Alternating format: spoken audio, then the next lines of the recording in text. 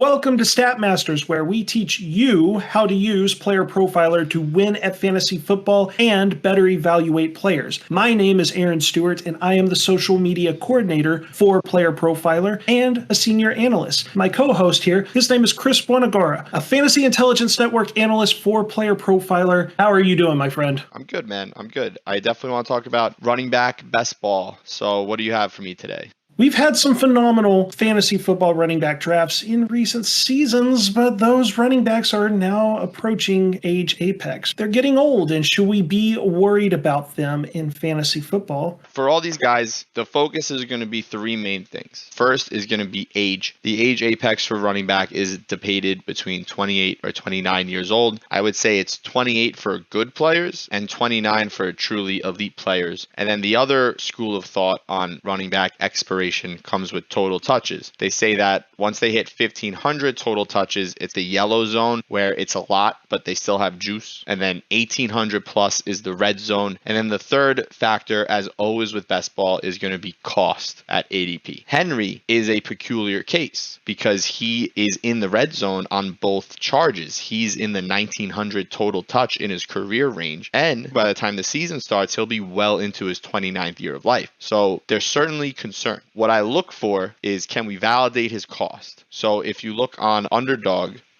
rankings for current Superflex drafts, Derrick Henry is the RB9. So he's certainly still in the top 10. We're not drafting him in the top 5 where he's been historically. Can we validate it? So I would look towards his production metrics on Player Profiler. Just looking at raw counting stats in the last 4 years, we don't see any type of drop off last year. 18.9 fantasy points per game, number 4th among running backs in PPR scoring, and he actually had a pretty good year by his standards for catching. Now, if you look at efficiency metrics, in terms of volume, he's still getting everything. 67% snap share, 83% opportunity share, number 1 in carries, number 2 in rushing yards, number 4 in fantasy points per game. We go to efficiency. He's still number 5 in innovative tackles, number 9 in breakaway runs, but number 38 in breakaway run rate, only number 23 in yards per touch. He is number 3 in yards created, only number 34 in juke rate. It's telling me that last year he's not necessarily evading tackles as efficiently as he may be used to, but he's also the type of guy, he's elite, he's an outlier, he kind of runs through tackles. He's still creating yards, but he's not doing it in a shifty way. So then I would look and say, okay, has that always been the case? So we look to 2020, because 2021, kind of a bad year to look at. He did have a foot injury midway through. So we'll look at 2020. Let's see his efficiency metrics. He did have the higher juke rate. Breakaway run rate is unranked. Still had the yards created and the yards created per touch. So we can look back a year sooner. And juke rate is 19th. Breakaway run rate is 15th. Yards created is always number 1. Breakaway runs is number 2. So certainly when he was younger, he was shiftier. Some of that shiftiness is gone, but he's still getting all the work. He's still producing and he's still creating yards. So I would say at number 9, I'm not in love with Henry. I'm not drafting him every single time, but you can pepper him in. If you did 150 drafts and you took him in 7 of those 150 drafts, I think that's fair. I think that's reasonable. It's something like 6%. He is over those thresholds. You should certainly be concerned, but he's a true unicorn and outlier, and he hasn't given us any reason to think otherwise. And I would second those thoughts there. I think the major takeaway in this is that if you go on Twitter, fade Derrick Henry, this is the year you can't draft him because he's going to fall off. That idea for Derrick Henry is already instilled in his price on Underdog. This has been a top productive running back. If there's been a dip, it's very small, not a noticeable dip. Like, it's nothing for us to be concerned about. Some of that's just the natural progression. With age, you'll be a little less shiftier, but still, RB9 is a fair price. Good job to people drafting on Underdog. You've got the right ADP for Derrick Henry. Don't reach on him. You can even pass at cost, but if he falls, don't be scared of that age. Let's shift to our next running back, Dalvin Cook, in which I want to mention he has a 6-year career. Derrick Henry was a 7-year career. I've got his total touches just over 1,500, so 1,503 touches. He's entering what will be his age 28 season when the NFL season starts. What can you tell me about Dalvin Cook? Yeah, so Dalvin Cook is in what I would call the orange zone. He'll be just after turning 28 when when the season starts. And like you said, his touches, it's elevated, but it's not quite red zone yet. So it's orange zone. Age and touches are a factor, but we can still consider him to have juice. Now let's look at efficiency. How has age been affecting him? Has there been any type of drop off in production to this point? So we look peak Dalvin Cook, 2019, 2020, top 2 in PPR points per game. Was still very good in 2021. Dealt with that shoulder injury a bit more. Missed some additional games than normal. Last season, plays the whole season. Doesn't suffer any major injuries. RB 14 in PPR points per game. That's not awful, but that is a mini production cliff. If we want to go down to his injury history, because PlayerProfiler has everything on it in one place, shoulder strain in week 3, no games missed. That's it. You see 2021, he dealt with some stuff. He missed games, ankle sprain, labrum tear. These were serious injuries. You can understand why his points per game went to 9, but to then dip further to 14, that's a red flag. His overall opportunities are still good. Dominant snap share, dominant opportunity share, carries, targets. He's still getting workhorse volume last year, but what is he doing with it? Workhorse volume, number 14 in fantasy points per game. That's not very promising for me. His receiving upside is still very good. 24th in target share, 8.9% is a dip for him, but it's still good. His efficiency, though, some red flags. Only 14th in yards created, 39th in juke rate, 30th in breakaway run rate. Dominator rating's good, but it's 19th. None of the efficiency metrics here, to me, scream top 10 running back in fantasy football. Now, let's look back to previous years. 2021's a bad year, we said. We'll look at 2020, where he was RB2. The same snap share and opportunity share. Very similar volume, some more carries, much better target share. He's getting 4% more targets. The efficiency is much better. Yards created are number 2. Juke rate is number 6. Dominator rating is number 1. Yards created per touch is good. It's top 20. Between the metrics falling off and his points falling off, I'd be worried about Dalvin Cook. He's in the orange zone, but for him, it could be closer to a red zone. I don't want to say that he's done.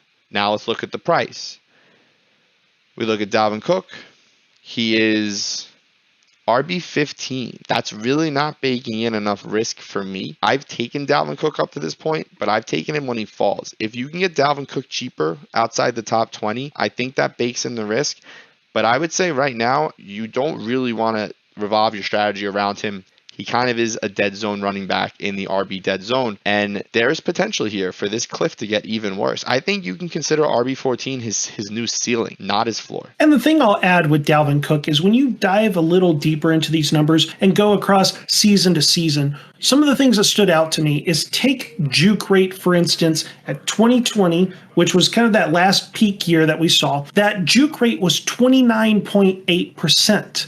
It fell off in 2021 to 25.8%. And this past season, it caved in 20.5%. So what you saw in 2 years' time, 2 years with Dalvin Cook, is that juke rate has dropped essentially 10%. And it's been a steady decline too, where it's about 5% from 2020 to 2021. The 2021 to 2022 was another 5%. The breakaway run rate, he's never really been a big guy on that. 2021 was a massive outlier. It was 8.4%, drops to 4.5%. That is another shocking number to me when a efficiency metric is essentially cut in half. And the yards created per touch, 2020 being that peak year, 3.08 yards created per touch. He was doing a fantastic job. That doesn't even take into account the touchdowns. These are all just yards. This past season, 2.4. We are seeing the decline of Dalvin Cook.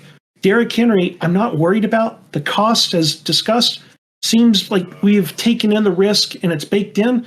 But I'm blown away that Dalvin Cook is RB15 in Underdog Best Ball. Dalvin Cook's not the same guy.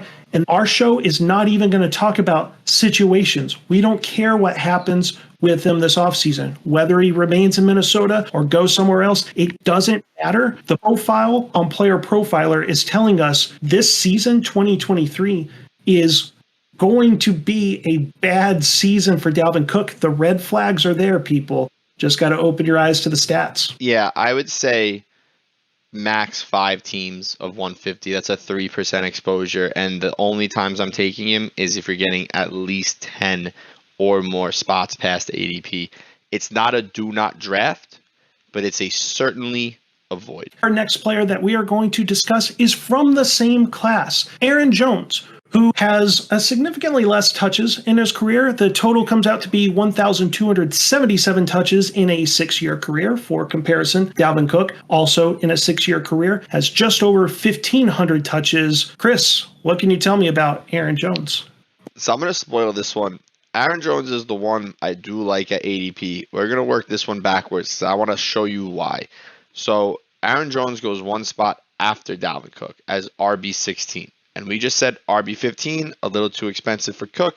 Why would RB16 be fine for Aaron Jones? He's older, right? And we consider Cook more of a workhorse player. Aaron Jones is going to be basically 29 when the season starts, at least very close. He'll turn 29 during the season. That is the red zone of age, but not completely dead. And like you said, his career touches are 1,200. This is a fresher 29. You look at his season totals, the first 2 years can kind of be combined into 1 year of touches. And then the production has been very good. Fantasy RB3, RB4, RB11, RB11, 2 years of RB11. Obviously, this top 5 running back is gone, and these 2 years, a lot of that has to do with A.J. Dillon being a complement. There is an argument that A.J. Dillon can continue to help him have longevity because he takes away those low-calorie touches. And while we always fade situation, the Aaron Jones, A.J. Dillon, quote-unquote situation is pretty sticky. It'd be kind of absurd if something changed that going into this season, like the addition of a high-profile rookie running back. So you look, there's no efficiency drop-off. And when you look to last year, what's considered a rock-bottom year for Green Bay, what you see is actually a lot of good out of Aaron Jones. First off, he's profiled as just a satellite back. He had 213 attempts. He played the whole season, broke 1,000 yards, 5.3 yards per carry, and his touchdowns were a little low. You could argue he underperformed in the touchdown category because the team struggled. 59 receptions, almost 400 receiving yards. That's incredible. His snap shares, 57 and 54% makes sense. He is a partial player alongside Dillon, but his weighted opportunities is number 12 in the league. So when he's on the field, he's getting the ball. His carries are number 15, but his rushing yards are number 9. He's efficient with it. His fantasy points per game far exceed his expected fantasy points per game. Expected fantasy points being what would the average player score in the same situation, right? For all of his touches throughout the season. Red zone targets were low. Red zone touches, because you do have the vulture and then the underperforming offense. So you scroll down a bit further. Advanced receiving is all nice. His efficiency is still great. True yards per carry and yards created are top 8. Number 12th in yards per touch.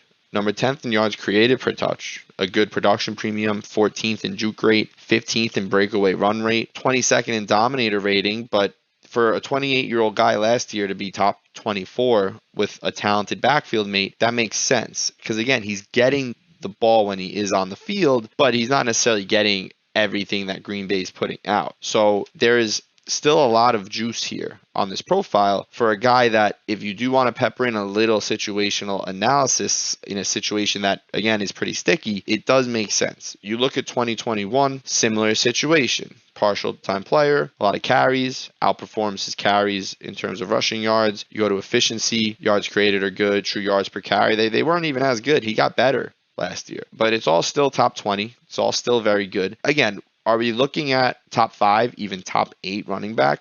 Very unlikely. That's not the bet. But a top 20 player, I think, is a very confident range of outcomes for a player like Aaron Jones, who has extended his career with elite play and kind of had a late start. And he's RB16. So he's kind of priced in the middle of his range of outcomes, closer to his floor than his ceiling. He does fall sometimes. Again, not going out of my way. If you drafted 15 of 150 teams, that's 10%. I wouldn't say that. I'd say maybe 12 teams, get him closer to an 8%, and just take him a healthy amount. You should not be too worried about the number of his age because he's fresh with touches and he's still efficient and productive. I know that people maybe want me to push back on this, but there is no argument to be made against this being the case with Aaron Jones. Super efficient. When the offseason started, there was the rumors.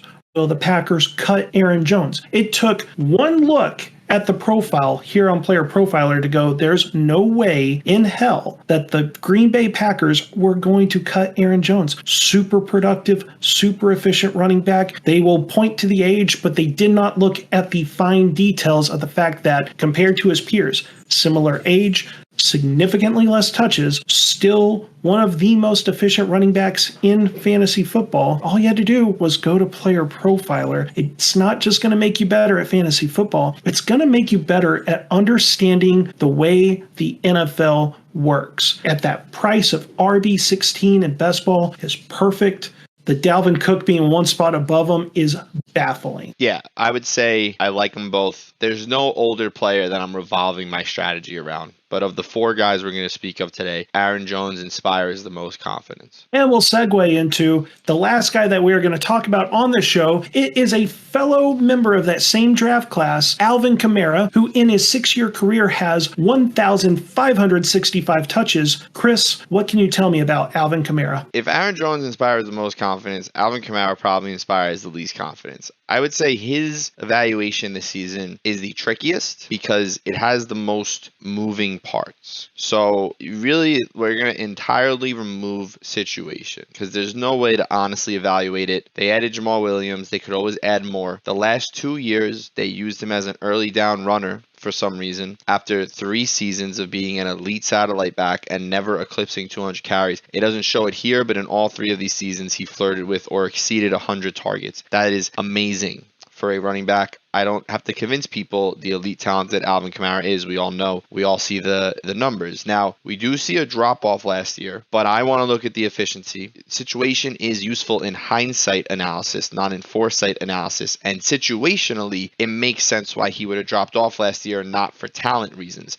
If you look at his game log, he still has this 42-point game. That's still in him. Let's not forget that, 2 years ago, he won every one championships, or that was 3 years ago? Let's not forget 3 years ago on Christmas, right? He had a 56-point game. That was amazing. I wouldn't just say where Dalvin Cook's fall off bothers me because the metrics also fall off. I want to look for Kamara. Do the metrics fall off? He got a dominant amount of touches last year. Weighted opportunities were great. Carries were good. Rushing yards underperformed carries, but he's not necessarily a runner. Targets were still very good, and receiving yards and targets were both top 5. Still a productive receiver by that metric. Expected fantasy points per game, he fell short of. Advanced receiving, everything looks good. Yards per reception is great.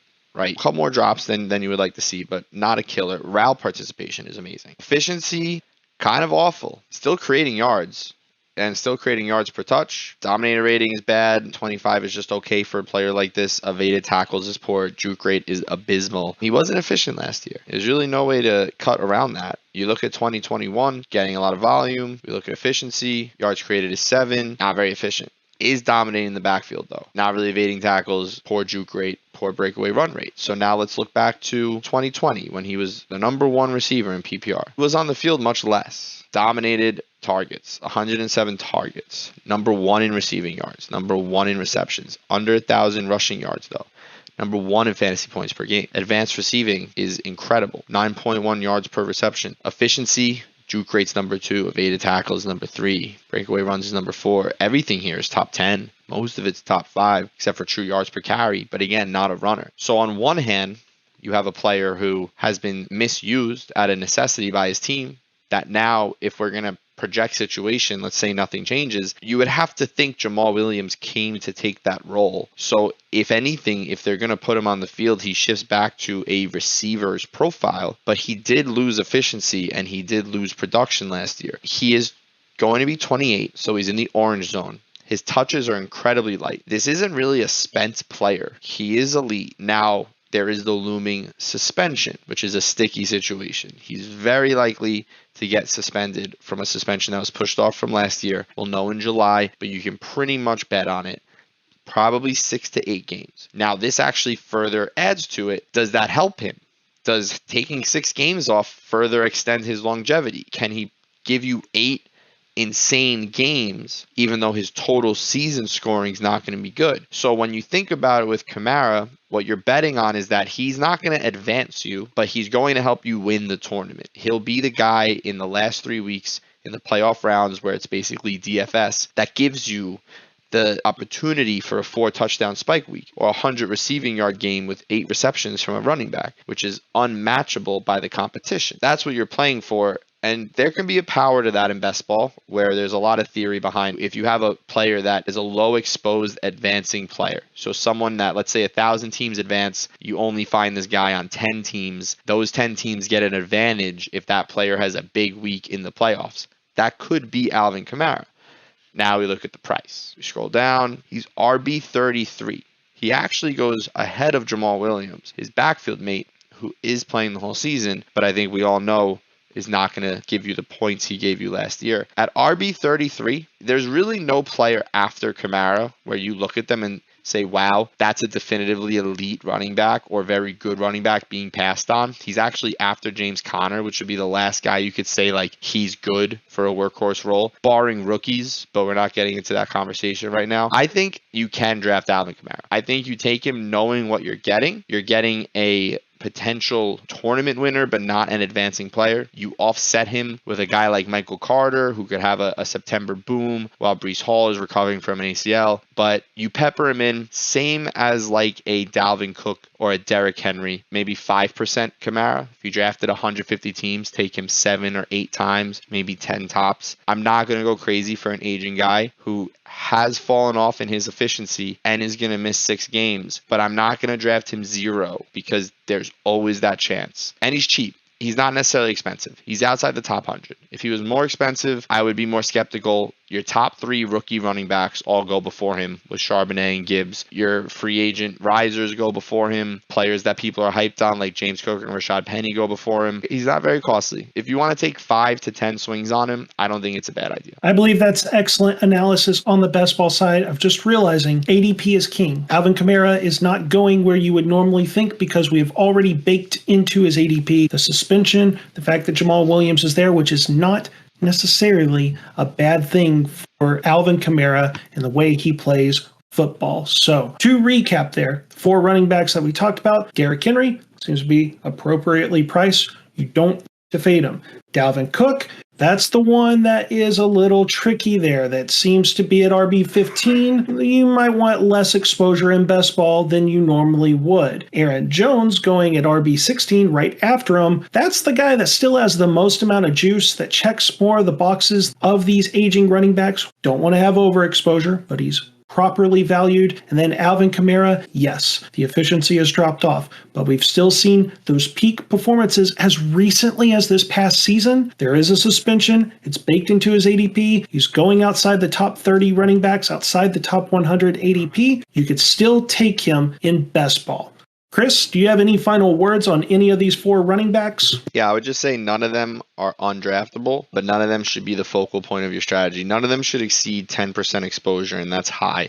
If you ask me, 8% exposure for Aaron Jones, 5% for Henry and Kamara, 3% for Dalvin Cook, and otherwise, let's look for upside in younger players. That is going to conclude this episode of Statmasters. And for those that are watching on YouTube, just know, do this show live on Discord. Join the Discord server for Player Profiler. That's discord.gg/Player Profiler. And the reason that you'll want to join is if you like this content, the Discord server is going to get 1 additional player. So join Discord on Player Profiler. That's discord.gg/Player Profiler. We bid you adieu, and we will see you guys next time on Statmasters. Hey, you like that video? Be sure to subscribe and activate those alerts so you get notified as soon as new videos drop. And be sure to check out PlayerProfiler.com. We have all the tools for you to dominate every type of fantasy league. We have a draft kit, Dynasty Deluxe, data analysis, DFS Dominator, and don't forget the player rankings to rule them all.